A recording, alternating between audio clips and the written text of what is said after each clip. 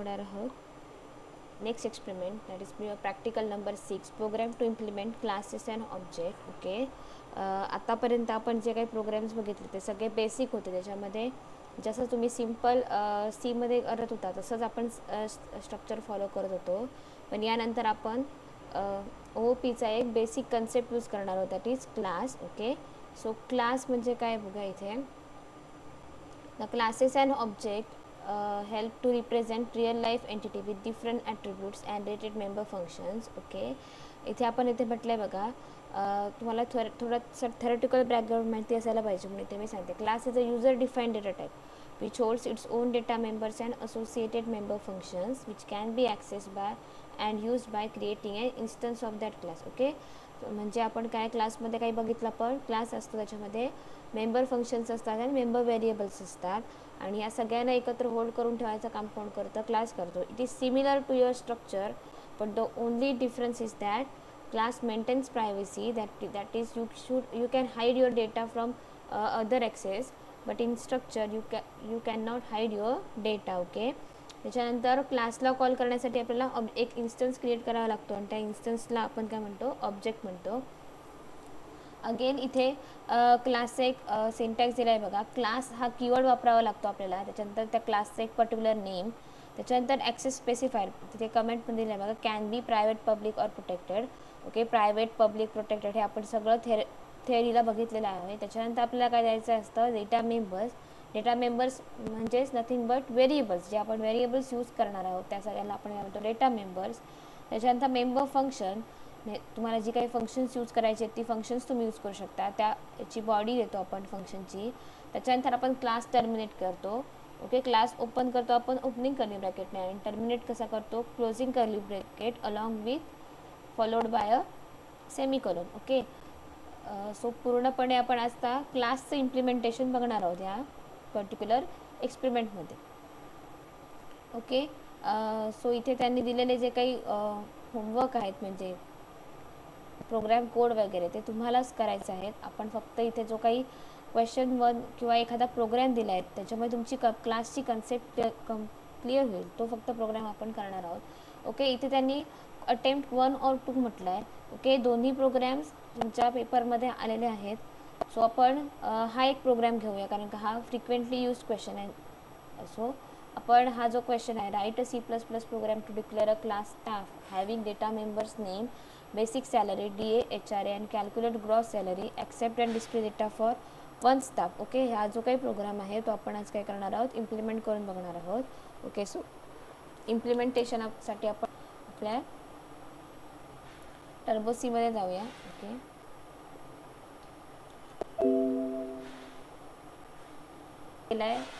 New document घेतला आहे आणि फाईल घेतली आणि ती EXP class.cpp असं काहीतरी त्याला नाव दिलं आहे, कारण का आपण या एक्सपेरिमेंटमध्ये क्लासशी रिलेटेड सगळा डेटा काय करणार आहोत? ॲक्सेस करणार आहोत. ओके, इथे मी कमेंटमध्ये तुमच्या प्रोग्रामचं टायटल दिलं आहे, जेणेकरून तुम्हाला कन्फ्युजन होऊ नये की ॲक्च्युली प्रोग्राम कसला आहे. सो इथे मी कमेंट देऊन काय केली आहे, तुमचं टायटल दिलं आहे बघा. इथे मी मल्टिपल लाईन कमेंट यूज केली आहे. मल्टिपल लाईन कमेंटसाठी आपण /* आणि नंतर तुम्हाला जो काही मल्टिपल लाईन्स लिहायचे आहेत त्या मल्टिपल लाईन्स लिहितात, आणि मग एंड कशी केली आहे? कमेंट */. ओके, सो आपण प्रोग्रामला स्टार्ट करूया. ॲज युज्युअल आपल्याला काय लागणार आहे? 2 हेडर फाईल्स लागणार आहेत.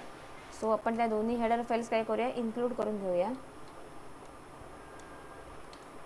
पहिली लागते IOStream,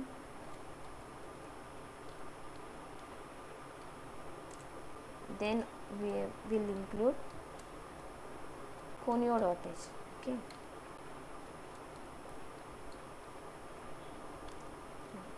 ओके, आत्तापर्यंत आपण जे प्रोग्राम बघितले मागच्या सगळ्या प्रॅक्टिकल्समध्ये आपण काय करत होतो? 2 हेडर फाईल्स घेत होतो, then we are declaring our void main function. Okay, but जेव्हा आपण क्लास यूज करतो तो इन्स्टेड ऑफ void main, म्हणजे सुरुवातीला आपण void main डिक्लेअर करण्याच्या आधी आपल्याला काय करावं लागतं? We have to declare a class. Okay, so आपण क्लास डिक्लेअर करूया. Okay, again class is a user defined data type, that means whatever the class content that only decided by the user. Okay, पण आपल्या या particular प्रोग्राममध्ये त्यांनी आपल्याला काय दिलेलं आहे? क्लासमध्ये काय पाहिजे आहे, काय काय मेंबर्स पाहिजेत, काय काय व्हेरिएबल्स पाहिजेत, ते सगळी त्यांनी काय दिलेले आहेत, मेन्शन केलेले आहेत. Even they have mentioned the name of class. हो, जर प्रोग्राममध्ये तुमच्या पर्टिक्युलर तसं मेन्शन केलेलं असेल क्लास डिटेल्स, तर तुम्हाला तेच क्लास डिटेल्स काय करावे लागतील, वापरावे लागतील. ओके, आपण सिंटॅक्स बघितला होता. क्लास सिंटॅक्स आहे class, class name, opening curly bracket, access specifier, data members and data member functions, closing, त्याच्यानंतर closing curly bracket followed by a semicolon. Okay, so आपण प्रोग्रामचं टायटल बघूया. त्याने काय म्हटलं आहे, write a C++ program to declare a class staff. So they have mentioned the name of class, that is our class name is class staff. So simply just use one keyword class and give the name class staff. Okay, again we have to declare the scope of the class. Okay, so me scope of the class काय केलं, define करून घेतला आहे. बघा, class कसा नेहमी सुरू होतो ओपनिंग कर्ली ब्रॅकेटने आणि एंड कसा होतो closing curly bracket followed by a semicolon. Okay, again next बघूया. Having data members name, basic salary, DA, HRA. Okay, so आपल्याला काय करावं लागेल, हे सगळं काय करावे लागतील, व्हेरिएबल्स आपल्याला काय करावे लागतील, डिक्लेअर करावे लागतील. ओके, नेम आहे. ओके, नेम घेण्यासाठी आपल्याला इथे काय वापरावं लागेल, एक कॅरेक्टर ॲरे वापरावं लागेल. सो मी इथे लिहिते कॅरेक्टर. तुम्ही स्ट्रिंग वापरू शकत नाही टर्बो सीमध्ये. OPमध्ये आपण स्ट्रिंग यूज करतो, पण पर्टिक्युलर टर्बो सी हे सॉफ्टवेअरमध्ये तुम्ही स्ट्रिंग हा डेटा टाईप यूज करू शकत नाही. सो इथे मी लिहिलं आहे कॅरेक्टर नेम. ओके, नुसतं एवढं लिहून चालणार नाही. जर मी नुसतं नेम लिहिलं तर ते it will represent only one character. मला काय पाहिजे, I have to use a complete whole string. So that's why I am giving here the size. Okay, so मी इथे साईज ठेवते 25. तुम्ही कितीही ठेवू शकता, it totally depends upon you.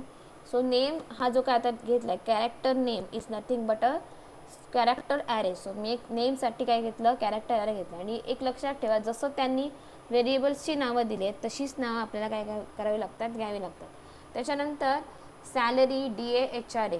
Okay, आणि ग्रॉस सॅलरी. ओके, यासाठी आपण काय घेऊया, एक फ्लोट व्हेरिएबल घेऊया, कारण का काही वेळा तुमची जी काही सॅलरी आहे ती फ्लोटिंग पॉईंटमध्ये पण जाऊ शकते. सो बेटर आहे युनिव्हर्सल जाण्यासाठी आपण काय करूया, बेसिक सॅलरी घ्या. ओके, सॅलरीसाठी मी सॅल म्हणून एक व्हेरिएबल वापरते. तुम्ही सॅलरी असं पूर्णही लिहू शकता, आपण सॅलरी लिहूया. Okay, salary, DA as it is लिहिलं, HRA पण काय लिहिलं, ॲज इट इज लिहिलं. ओके, त्याच्यानंतर त्यांनी म्हटलं आहे कॅल्क्युलेट ग्रॉस सॅलरी. सो आपल्याला ग्रॉस सॅलरी पण काय करायची आहे, कॅल्क्युलेट करायची आहे. सो आपल्याला ग्रॉस सॅलरी पण काय करावी लागेल, डिक्लेअर करावी लागतं. पूर्ण एवढं सगळं लिहिण्यापेक्षा आपण काय करूया, ग्रॉस सॅलरीसाठी G sal. Okay, G sal म्हणजे ग्रॉस सॅलरी. ओके, सो आपण पहिले सगळे व्हेरिएबल्स काय केले आहेत, आपण डिक्लेअर करून घेतले आहेत.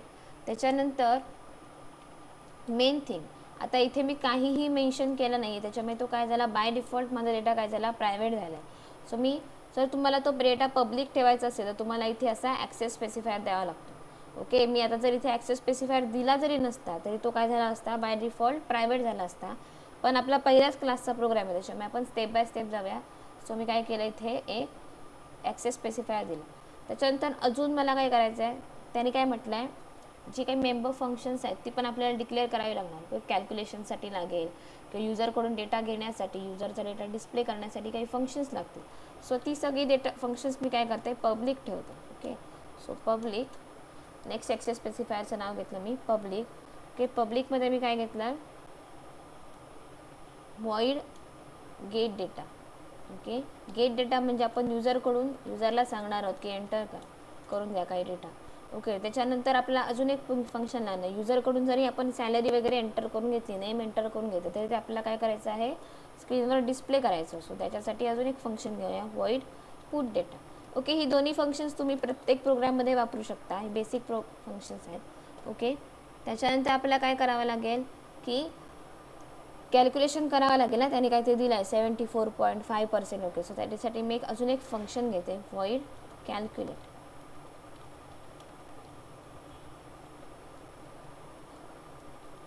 ओके, सो माझी सगळा क्लास काय केला आहे, मी डिक्लेअर करून झालेला आहे. तुम्ही ही जी फंक्शन्स आहेत ती इथेच काय करू शकता, डिफाईन करू शकता. पण त्या डिफाईन करताना काय करायला पाहिजे, सेमीकोलन इन्सर्ट करून तुम्ही इथे फंक्शन बॉडी देऊ शकता. पण इट्स बेटर की आपण पहिल्यांदा एक क्लासचं स्ट्रक्चर लिहून घेऊ आणि मग आउटसाइड दी क्लास ती सगळी फंक्शन्स काय करू, डिफाईन करू. त्याच्यासाठी मी ही सगळी जी फंक्शन्स आहेत ती आउटसाईड दी क्लास काय करणार आहे, डिफाईन करणार आहे. ओके, आउटसाईड दी क्लास एखादं फंक्शन डिफाईन करायचं असेल तर आपल्याला स्कोप रिझोल्युशन ऑपरेटर वापरावा लागतो. ओके, तो स्कोप रिझोल्युशन ऑपरेटर वापरण्यासाठी आपल्याला काय करावं लागणार, फर्स्ट थिंग आहे की तुम्हाला काय वापरावं लागेल, क्लासचं नेम वापरावं लागेल. ओके, क्लासचं नेम, त्याच्यानंतर तुमच्या त्या पर्टिक्युलर फंक्शनचं नेम, ते सगळं काय करावं लागेल तुम्हाला इथे मेन्शन करावं लागेल. ओके, ते कसं मेन्शन करायचं ते मी तुम्हाला दाखवते. एक मिनिट फक्त. मला काय लिहायचं आहे, रिटर्न टाईप लिहायचं आहे. ओके, सो जो काय तो रिटर्न टाईप असतो म्हणजे तुमचा, आता मला गेट द टाईप फंक्शन काय करायचं आहे, बाहेर डिस्प्ले करायचं आहे. सो फर्स्ट थिंग काय आहे की आपण रिटर्न टाईप इथे काय करतो, मेन्शन करतो. So void is nothing but my return type. So void, त्याच्यानंतर तुम्हाला जो काही क्लास आहे ना तो क्लास तुम्हाला तिथे काय करायचा आहे, इन्क्लूड करून घ्यायचं. सो आपल्या क्लासचं नाव आहे स्टाफ. ओके, त्याच्यानंतर आपण वापरतो scope resolution operator. Scope resolution operator म्हणजेच काय, पेअर ऑफ 2 कोलन. ओके, त्याच्यानंतर तुम्हाला काय लिहायचं आहे, तुमच्या फंक्शनचं नाव लिहायचं. So gate data. ओके, बघा काय काय लिहिलं, रिटर्न टाईप लिहिला. रिटर्न टाईप नंतर कुठच्या क्लासमधलं आहे ते फंक्शन युजरला कळलं पाहिजे म्हणून आपण काय केलं, त्या क्लासचं नाव दिलं तिथे. त्याच्यानंतर तिथे जर काही पॅरामीटर्स असतील तर तुम्ही ते पॅरामीटर्स इथे मेन्शन करू शकता. सो इथे माझे काही पॅरामीटर्स नाही आहे. सो मी एंटर करते. आपण अगेन त्या पर्टिक्युलर फंक्शनचा काय करतोय, स्कोप काय करतोय, लिहून देते. बघा कसं केलं आहे. फर्स्ट थिंग जे फंक्शन तुम्हाला आउटसाईड दी क्लास डिफाईन करायचं आहे ते फंक्शन आउटसाईड दी क्लास डिफाईन करण्यासाठी फर्स्ट थिंग आहे त्या फंक्शनचा जो काही रिटर्न टाईप आहे तो तुम्हाला तिथे काय करावा लागतो, लिहावा लागतो. ओके, लिहून झाल्यानंतर तुम्हाला काय करायचं आहे, ते फंक्शन पर्टिक्युलर कुठच्या क्लासला बिलॉंग करतो ते तुम्हाला ते लिहावं लागतं. सो मी ते क्लासचं नाव लिहिलं आहे स्टाफ. त्याच्यानंतर तुम्हाला स्कोप रिझोल्युशन ऑपरेटर वापरावा लागणार. ओके, स्कोप रिझोल्युशन ऑपरेटर म्हणजे काय, पेअर ऑफ 2 कोलन्स. त्याच्यानंतर तुमच्या पर्टिक्युलर फंक्शनचं नाव देणार आणि जर त्याचे काही पॅरामीटर्स असतील तर तुम्ही इथे पॅरेंथेसिसमध्ये काय करू शकता, ते मेन्शन करू शकता. सो आपल्या या केसमध्ये आपल्याकडे कुठचंही काही नाही आहे, पॅरेंथेसिस नाही आहेत. सो मी इथे काय करत नाही आहे, काही मेन्शन करत नाही. इथे आपण आता काय करतोय सांगा, युजरकडून आपल्याला काय लागणार आहे, पहिल्यांदा युजरची सॅलरी किती आहे किंवा युजरचं नाव काय हे आपल्याला कळलं पाहिजे. ओके, त्यासाठी आपण युजरला सांगूया की त्याचं नाव एंटर करायला. सो मी ते सी आउट स्टेटमेंट दिलं, enter the name and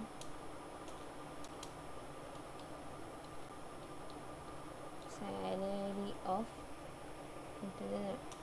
enter the name and salary. Okay, इथे मी एंडेल देते. अगेन आता जर युजरने नेम आणि सॅलरी एंटर केली तर ती कुठेतरी काय व्हायला पाहिजे, स्टोअर व्हायला पाहिजे. सो आपण नेम स्टोअर करण्यासाठी एक नेम ॲरे घेतला आहे. सो इथे लिहिणार सी इन, जे नेम असेल ते नेममध्ये स्टोअर होईल आणि जे काही सॅलरी असेल ते तुम्ही सॅलरी या व्हेरिएबलला स्टोअर करणार. ओके, बघा इथे मी काय केलं, एकच सी इन वापरले. तुम्ही सी इन स्टेटमेंटला more than 1 variable name use करू शकता. फक्त त्यासाठी काय करावं लागणार, त्याचे काही व्हेरिएबल्स नेम्स असतात ते आपल्याला काय करावे लागतात, सेपरेट करावे लागतात इन्सर्शन ऑपरेटरने. ओके, सो इथे माझं गेट डेटा फंक्शन संपलं आहे. अगेन आपल्याला काय करायचं आहे, आता पुट डेटा आपल्याला काय करायचं आहे, सॉरी कॅल्क्युलेट फंक्शन आपण घेऊया. आधी सगळे फंक्शन्स काय करूया, कॅल्क्युलेट करून घेऊया. सो इथे मी वॉइड कॅल्क्युलेट म्हणून एक फंक्शन घेतलं आहे ते लिहिते. सॉरी, आपल्याला काय करायचं आहे, आउटसाईड दी क्लास डिफाईन करतो आहे. So again same procedure.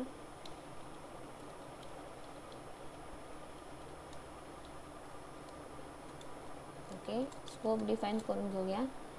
आता आपल्याला काय काय कॅल्क्युलेट करायचं आहे, तर पहिल्यांदा त्यांनी काय सांगितलं आहे कॅल्क्युलेशन करायला, की तुम्हाला काय करायचं आहे,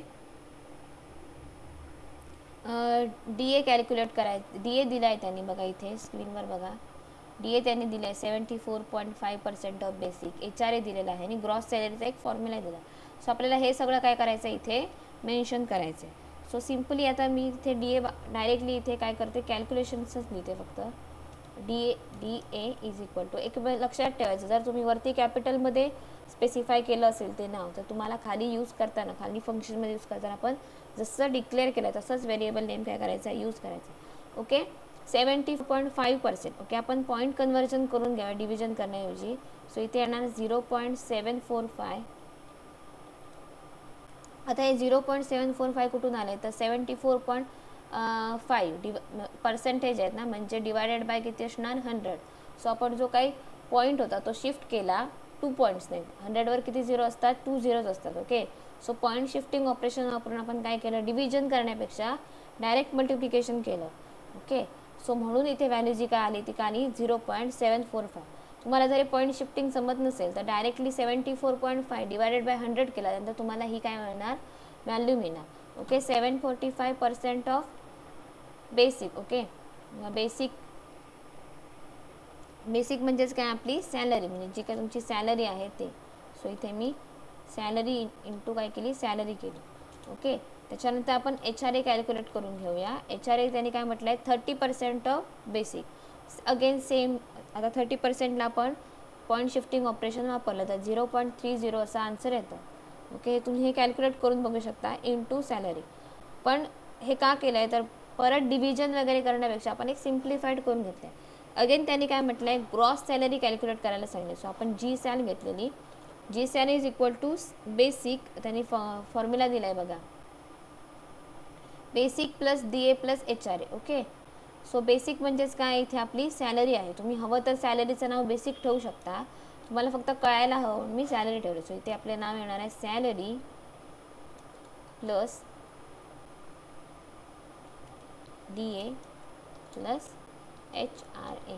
ओके, सो मी सगळे फॉर्म्युलाज इथे अप्लाय केले. त्याच्यानंतर आपल्याला या फंक्शनमध्ये काही करायचं नाही आहे. आपण आता एक पुट डेटा फंक्शन घेतलं आहे, ते फक्त काय करूया डिफाईन करूया. सो वॉइड स्टाफ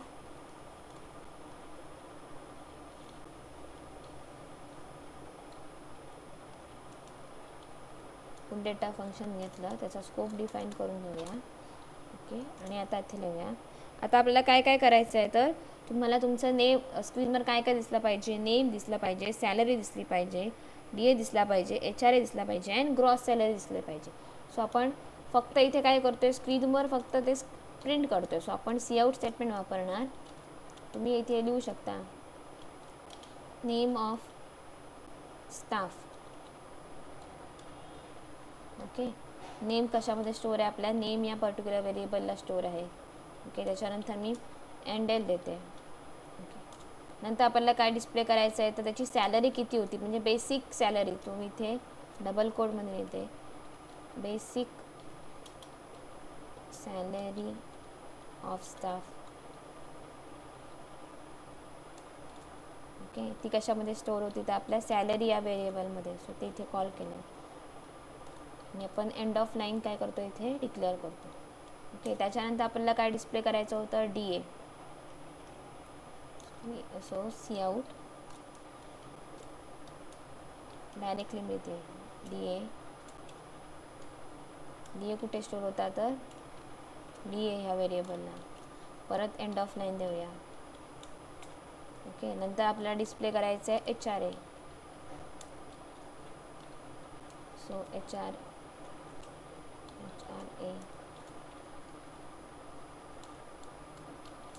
सो इथे HRA आणि परत एंडेल. ओके, त्याच्यानंतर आपल्याला काय डिस्प्ले करायचं आहे तर ग्रॉस सॅलरी. ओके, इथे लिहूया आपण आता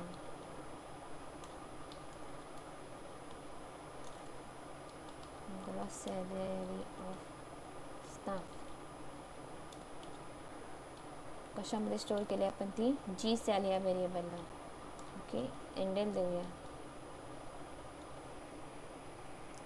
ओके, सो इथे आपण काय केलंय बघा,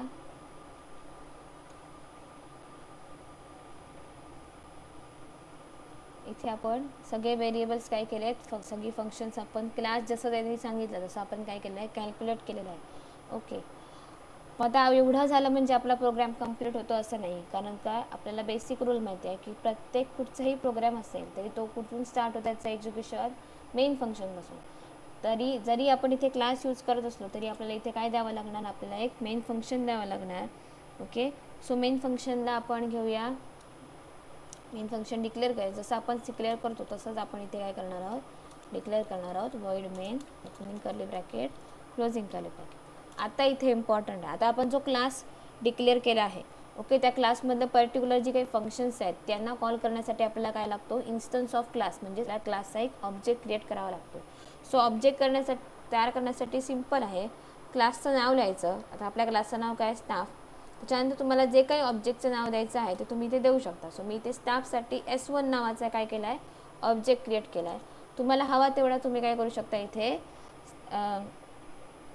S1 घ्या, S2 घ्या, किंवा ABCD जे तुम्हाला ऑब्जेक्टचं नाव द्यायचं आहे ते तुम्ही काय करू शकता, देऊ शकता. त्याच्यानंतर मी इथे क्लिअर SCR फंक्शन वापरते, CLR SCR, स्क्रीन क्लिअर करण्यासाठी. ओके, त्याच्यानंतर सिम्पल आहे, आता तुम्हाला जी फंक्शन्स ज्या सिक्वेन्सने कॉल करायचे आहेत त्या सिक्वेन्सने ती फक्त काय करणार तुम्ही, with object and dot membership operator call करणार. सो आपल्या ऑब्जेक्टचं नाव आहे S1, देन मी काय वापरला, डॉट मेंबरशिप ऑपरेटर वापरला, आणि आपल्याला काय लिहायचं आहे नाव, आता जे फंक्शन तुम्हाला कॉल करायचं आहे त्या फंक्शनचं नाव लिहायचं. इथे तुम्हाला रिटर्न टाईप लिहायची काहीही गरज नाही, सिम्पली तुम्हाला त्या फंक्शनचं काय करायचं आहे, नाव लिहायचं आहे. अगेन S1 डॉट मला नंतर काय कॅल्क्युलेट करायचं होतं, कॅल्क्युलेट फंक्शन कॉल करायचं. सो मी कॅल्क्युलेट लिहिलं. ओके, आणि इथे सेमिकोलॉन द्यायचा, म्हणजे तुम्ही जे फंक्शन नेम लिहिणार त्याच्यानंतर काय करणार आहात, सेमिकोलॉन. ओके, लास्टला मला काय करायचं होतं, पुट डेटा फंक्शन कॉल करायचं होतं. म्हणजे ज्या सिक्वेन्सने तुम्हाला फंक्शन्स कॉल करायचे आहेत त्या सिक्वेन्सने तुम्ही काय करणार, ती फंक्शन्स काय करणार, इथे कॉल करणार. ओके, सगळी फंक्शन्स आपली काय झाली आहेत, एक्झिक्यूट करून झालेली आहेत. सो आता आपल्याला काय लिहायचं आहे, होल्ड करायचं आहे आपलं आउटपुट. सो मी इथे लिहिलं गेट ch. ओके, आपला इथे प्रोग्राम कंप्लीट झालेला आहे बघा, जसं त्यांनी मेन्शन केलेलं तसं आपण सगळा प्रोग्राम कंप्लीट केलेला आहे. मी F2 प्रेस करते. ओके, आता आपण कंपाईल करण्यासाठी काय वापरतो, Alt F9. ओके, एरर्स नाही आहेत, काही एरर्स असतील तर इथे आपल्याला दिसतात. ओके, त्याच्यानंतर कंट्रोल F9 करूया. ओके, कंट्रोल F9 केलं, त्याने म्हटलं enter the name and salary. Okay, आता मी सॅलरी नेम काय करते, इथे एंटर करते. सपोज आपण एंटर करूया नेम ABC, आणि आपली सॅलरी होती, तुम्ही स्पेस देऊन पण देऊ शकता किंवा एंटर करून पण काय करू शकता, सॅलरी होती 20,000. ओके, ABC हा आपल्या स्टाफचं नाव काय आहे, ABC, आणि आपण सॅलरी किती एंटर केली आहे, 20,000. ओके, बघा इथे काय आली, नेम ऑफ स्टाफ काय आलं आपलं, ABC आलं. बेसिक सॅलरी किती झाली, 20,000 झाली. त्याच्यानंतर DA काय झाला आपला, एवढा DA येतो 74% ऑफ सॅलरी. ओके, त्याच्यानंतर HR आहे, आणि ग्रॉस सॅलरी काय होती, या सगळ्यांची ॲडिशन. ओके, या सगळ्यांची ॲडिशन किती आली, 40,900. ओके, हे कॅल्क्युलेशन तुम्ही तुमच्या कॅल्क्युलेटरवर पण करू शकता. ओके, अशा प्रकारे काय करणार आहोत आपण, आपला जो काही प्रोग्राम आहे तो इथे काय झाला आहे, कंप्लीट झालेला आहे. ओके, सो अशा प्रकारे आपण काय करू शकतो, आपला प्रोग्राम. त्यांनी काय म्हटलं आहे, एका स्टाफसाठी म्हटलं आहे, बरोबर. सो तुम्हाला मोर दॅन वन स्टाफसाठी हवं असेल तर तुम्ही काय करू शकता, इथे फॉर लूप वापरू शकता. ओके, पण जे आत्ताचा सिम्पल प्रोग्राम आहे त्याच्यामुळे आपण फक्त एक सिम्पल प्रोग्रामसाठी केला आहे. नेक्स्ट जेव्हा आपल्याला मोर दॅन वन स्टाफसाठी येईल तेव्हा आपण काय करणार आहोत, फॉर लूप वापरून बघूया. ओके.